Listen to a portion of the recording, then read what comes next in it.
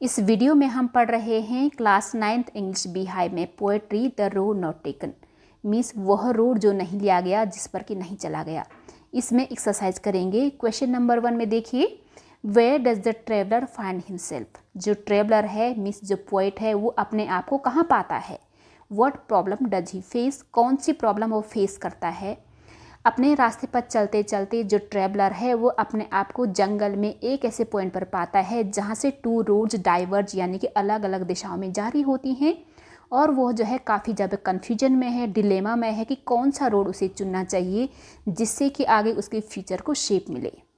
The traveller finds himself at a point in the woods where 2 roads diverge means जो traveller है अपने आप को जंगल में एक ऐसे पॉइंट पर पाता है जहाँ से 2 रोड्स अलग अलग दिशाओं में जारी होती हैं। Both the roads are quite fair and tempting, और दोनों के दोनों रोड काफ़ी ज़्यादा अच्छी लग रही हैं, काफ़ी टैम्पटिंग यानी कि ललचा रही हैं कि यहाँ से आओ यहाँ से आओ। The problem is that he can not travel both the roads. तो प्रॉब्लम ये है कि वो जो है दोनों रोड को तो इकट्ठे नहीं ट्रैवल कर सकता है, and thus he has to choose one between them, इसलिए जो है उसे उनमें से किसी एक को चूज करना होगा। He is in a dilemma, वो कन्फ्यूजन में है, डिलेमा में है, of making the right choice the correct decision, कि इनमें से जो है राइट चॉइस क्या होगी, करेक्ट डिसीजन क्या होगा, दोनों रोड में से उसे किस रोड पर चलना चाहिए। क्योंकि only the future will reveal whether the decision was a mistake, क्योंकि सिर्फ और सिर्फ फ्यूचर ही ये रिवील कर पाएगा, ये बता पाएगा कि जो डिसीजन हमने लिया है कहीं वो गलती तो नहीं थी। अब पढ़ेंगे question number 2, discuss what this phrases mean to you means इसमें कुछ फ्रेजेस दिए गए हैं, उनका क्या मतलब निकलता है वो आपको बताना है सिंपल से अपने लैंग्वेज में। पहला है अ येलो वुड यानी कि पीला जंगल, ये तो सब जानते हैं। ये जो है ऑटम सीजन के दौरान होता है, क्योंकि उस टाइम जो है ना ट्री से लीव्स जो है ना शेड अप हो चुकी होती हैं, पूरा का पूरा जंगल पीली पड़ चुकी पत्तियों से बिछ चुका होता है। The phrase a yellow would indicates a forest during the autumn season यानी कि पतझड़ के मौसम के दौरान जंगल जो है ना येलो वुड कहलाता है। When decomposing leaves shed from the trees, decomposing क्या होती है ना, जो कि सड़ चुकी होती हैं, पीली पड़ चुकी होती हैं, वो लीव्स जो है ट्री से शेड ऑफ, यानी शेड क्या होता है ना, अलग होने को शेड ऑफ बोला जाता है। लीव जो है ना ट्री से शेड ऑफ होकर के नीचे गिर चुकी होती हैं। Where people having living since long, और उस तरीके का जो जंगल होता है वो उसके आसपास होता है जहाँ की बस्तियाँ होती हैं। वैसा जंगल जो है ना आपने ज्योग्राफी में पढ़ा होगा, डेसिडुअस फॉरेस्ट कहलाता है। कुछ कुछ ऐसे भी जंगल होते हैं जो कि अपनी लीव्स को कभी भी शेड ऑफ नहीं करते हैं, जैसे कि एवरग्रीन प्लांट्स होते हैं, और कुछ डेंस फॉरेस्ट भी होते हैं। ज़्यादातर वहाँ पर इंसानों की बस्तियाँ नहीं होती, लेकिन जहाँ पर जो है ना ये ट्री जो है अपनी लीव्स को शेड ऑफ करती हैं, वो आसपास वहाँ पर इंसानों की बस्तियाँ होती हैं। It was grassy and wanted wear, ये तो बहुत ईजी है। वो जो है ग्रासी था, काफ़ी ग्रास थी, उसमें घास थी, और जो है वो वेयर आउट यानी कि टूट फूट चाहती थी, मीन्स वो अभी घिसना उसे बाकी था। The phrase it was grassy and wanted wear means that the road was full of grass as it has been less travelled. क्या है ना कि जो फ्रेज है कि it was grass and wanted wear, इसका क्या मतलब है कि रोड जो है फुल ग्रास से भरी हुई थी, और वो जो है कम लोग उसमें चले हुए थे, कम ट्रैवल किया गया था। That is people haven't walked on it, क्योंकि उसमें लोग चले नहीं थे। It is year to wear out, उसे जो है अभी वेयर आउट यानी कि टूट फूट होना बाकी था, मीन्स वो वेयर आउट होना चाह रही थी, वो चाह रही थी कि लोग उस पर चले। हालांकि रोड ऐसा नहीं कह रही थी, पोएट ऐसा सोचता है।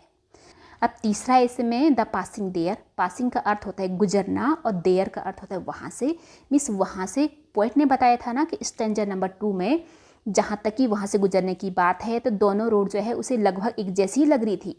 The phrase the passing there refers to people walking on the road, road पर लोगों का चलना यानी कि जो लोग वॉक कर रहे हैं उसको जो है ना द पासिंग देयर बोला जाता है, मीन्स वहाँ से गुजरना। अब जो है इसमें चौथा वाला है कि leaves no step had trodden black, step यानी कि फुट स्टेप की बात है। लीव्स में जो है ना कोई भी स्टेप नहीं थे, लोगों के फुटप्रिंट उन पे पड़े नहीं थे, जिसकी वजह से वो काले कुचल करके काले नहीं पड़े थे। इसका मीनिंग है लीव्स नो स्टेप है टॉडन ब्लैक इंडिकेट्स, मीन्स ये जो है ना ये इंडिकेट कर रहा है that the fallen leaves had not been crushed under the feet of the travellers, means जो ट्रैवलर्स हैं उनके पाँवों तले जो है कोई भी पत्तियाँ कुचली नहीं गई हैं।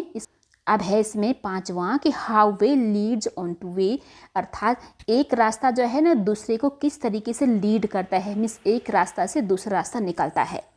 The phrase how way leads on to way means that one road leads to another, means एक रोड जो है दूसरे को किसी अन्य को लीड करता है, मीन्स एक रास्ते से दूसरा रास्ता निकलता है।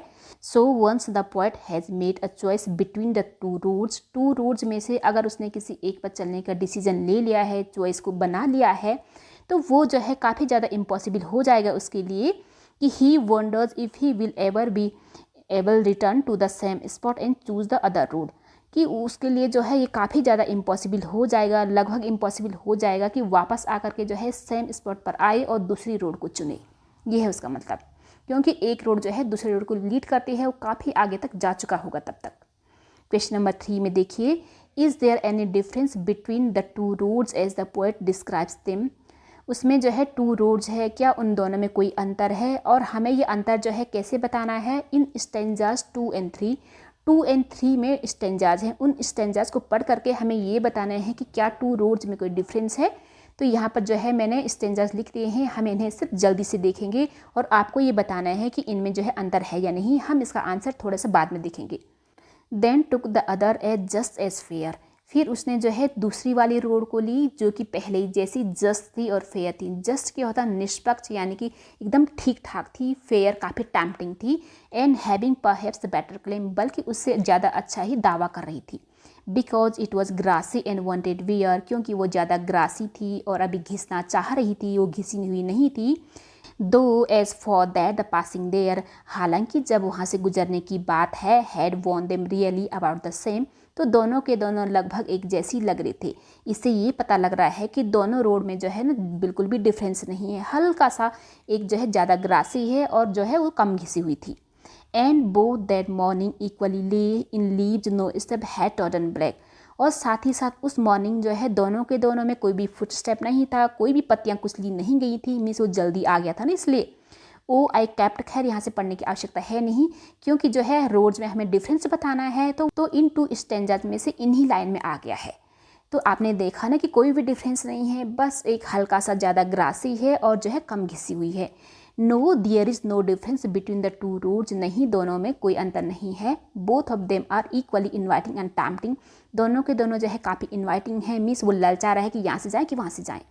As well as the end of the roads can not be seen due to the turn and foliage, और साथ ही साथ उनमें ये भी सिमिलैरिटीज़ हैं कि उनके एंड जो है ना क्लियरली विजिबल नहीं हो रहे हैं। मीन्स दो रोड हैं, तो एक रोड जो है ज़्यादा लोग उसमें चले हैं, तो उसी को पहले लगातार देख रहा था काफ़ी गौर से, तो उसने देखा कि आगे जाके एक टर्न है, वो टर्न जो है ना यहाँ पे डीप फॉरेस्ट था, तो वहाँ पे घुस गया था वो टर्न, मीन्स कि वहाँ से आगे डीप फॉरेस्ट लग गया था, तो उससे आगे उसको कुछ दिखाई नहीं दिया। तो दूसरी रोड तो वैसे भी अनक्लियर है, उसमें ज़्यादा घास हैं, लोग उस पर चले भी नहीं हैं, तो इसलिए जो है दोनों के दोनों रोड उसे लगभग सेम ही लग रही थी।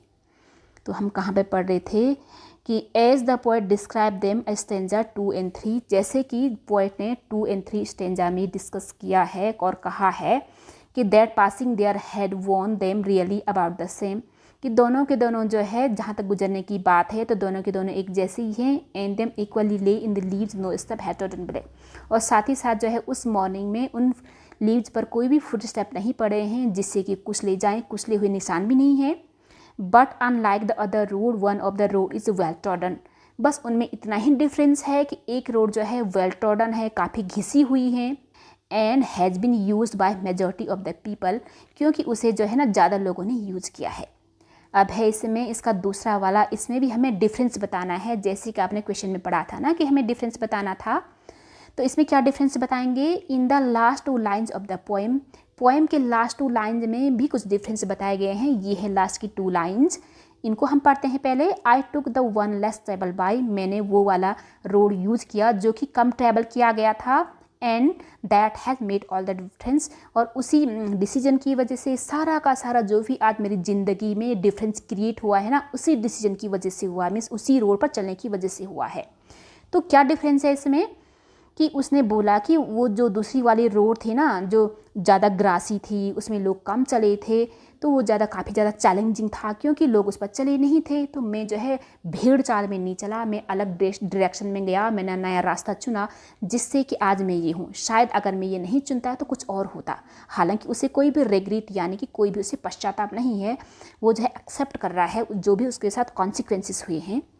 In the last two lines of the poem, the poet indicates a difference between the two roads as he says that he took the road that was less traveled by and more grassy but was a more challenging.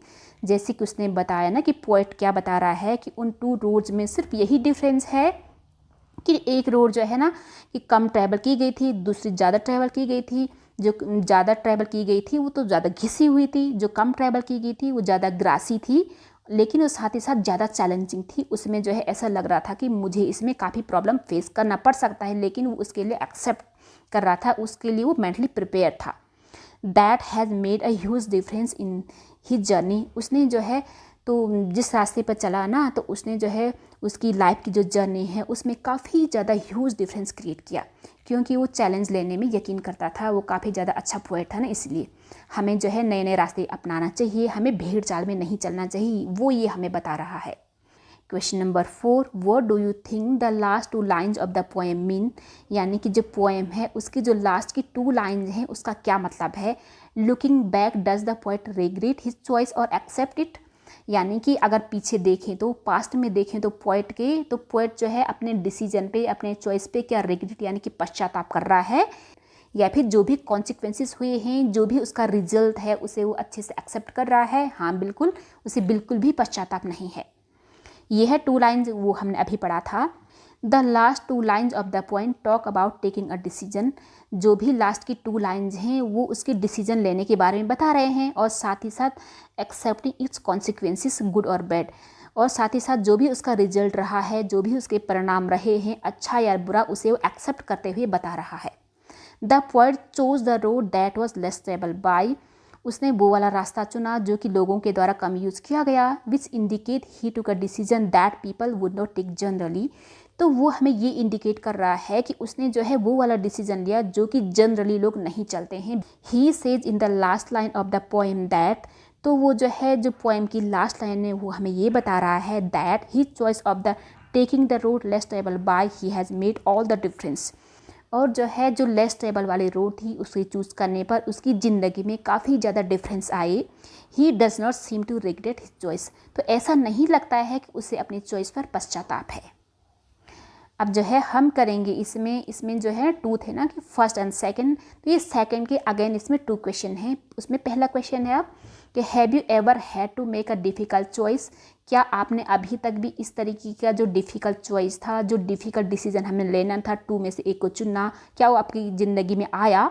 और do you think you will have difficult choices to make. या फिर आपको लगता है कि इस तरीके की प्रॉब्लम जो है आएगी आगे। How will you make the choice. तो तुम जो है ना उस तरीके के जो ऑप्शन होंगे तो उसमें से अपनी चॉइस को कैसे चुनोगे। एंड व्हाट रीजन, और कौन से बेसिस पर चुनोगे, क्या कारणों से चुनोगे। तो अगर किसी की ज़िंदगी में आया होगा तो यस लिखेगा, अगर नहीं आया होगा तो नहीं लिखेगा। ठीक है, तो यहाँ पर जो है मैंने दोनों तरीके से लिख लिया है। We all make a decision on a daily basis and our experiences.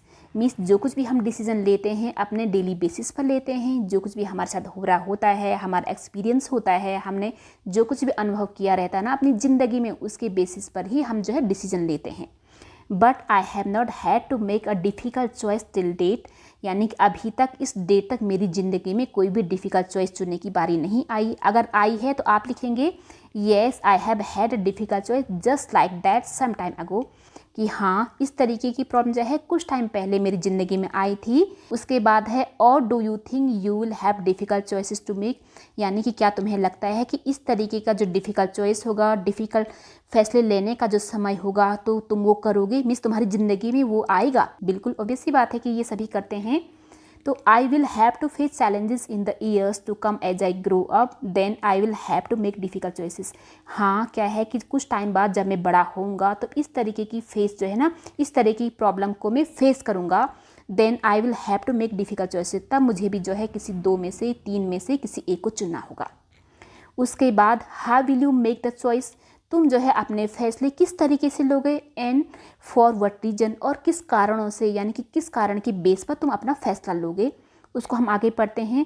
I will have to choose my profession, मैं अपना प्रोफेशन चुनूंगा। मीन्स किसको भी किस प्रोफेशन में जाना है, कोई डॉक्टर, इंजीनियर, कोई कुछ भी बनना चाहता है तो वो जो है उसी प्रोफेशन में जाना चाहेगा। माई एरिया ऑफ इंटरेस्ट, जिसमें भी उसे इंटरेस्ट आएगा, जो भी तुम्हें अच्छा लगेगा उसमें तुम लोग जाना चाहोगे, etcetera. I think when such a situation comes I will not just follow the heard, तो मुझे भी ऐसा लगता है कि जब इस तरीके की सिचुएशन यानी कि परिस्थिति आएगी तो मैं जो है सिंपली हर्ड यानी कि भीड़ को फॉलो नहीं करूँगा। I will think it thoroughly, मैं उसे बहुत अच्छे से सोचूंगा। And just like the poet if required I will take up the unexplored paths, और जैसे पोइट ने क्या, मैं भी बिल्कुल वैसे ही क्या करूँगा ना, उसके बारे में अच्छे से सोचूंगा, और जो है जो रास्ता पहले नहीं ढूंढा गया, मैं जिस रास्ते पर कोई लोग नहीं चले वहाँ पर भी मैं जाना चाहूँगा। अब इसका है क्वेश्चन नंबर 2, लास्ट है इसका कि after you have made a choice do you always think about what might have been. Means जो भी चॉइस तुमने लिया है ना, जो भी फैसला तुमने लिया है, तो क्या तुम उसके बारे में सोचोगे कि ये क्या हो गया, ये क्या हो गया, और do you accept the reality, या फिर तुम रियलिटी को एक्सेप्ट करोगे। There is no point in regretting और thinking about what might have been. Means इसमें जो है पश्चाताप करने का या सोचने का तो कोई सवाल ही नहीं उठता कि ये क्या हो गया है। Such thought will always keep us in the hole of the past, जो इस तरीके की थॉट्स होते हैं कि ये क्या हो गया, मैंने ये क्या कर दिया, ये हमें हमेशा पास्ट में ही धकेले करके रखते हैं, हमें आगे मूव करने ही नहीं देते हैं। And never let us see the benefits of the choices we made, और जो भी चॉइसेस, जो भी फैसले हमने लिए हैं उससे क्या फ़ायदा है वो हमें देखना ही नहीं देता है। इसलिए हमें पास्ट में नहीं अटके रहना है। जो भी डिसीजन हमने ले लिया है उसे पछताना नहीं है, दोबारा उस पर सोचना नहीं है। हमने जो रास्ता ले लिया है उसी पे अच्छे से वर्क करना है। Accepting reality is the best way to overcome any situation. किसी भी परिस्थिति से बाहर आने का जो सबसे अच्छा फैसला होता है ना, सबसे अच्छा जो डिसीजन होता है वो ये है कि रियलिटी को एक्सेप्ट करना। मीन्स हमने जो फैसला लिया है तो वो बहुत अच्छा है, जो भगवान जो भी करता है हमेशा अच्छे के लिए करता है, उसी पे अच्छे से वर्क करना है। अगर समझ में नहीं आए तो यहाँ वहाँ लोगों की हेल्प लेनी है, अन्य को हेल्प सेंटर है, कहीं से भी हेल्प ले करके अपने रास्ते पर ही आगे बढ़ते जाना है, बिल्कुल भी पछताना नहीं है।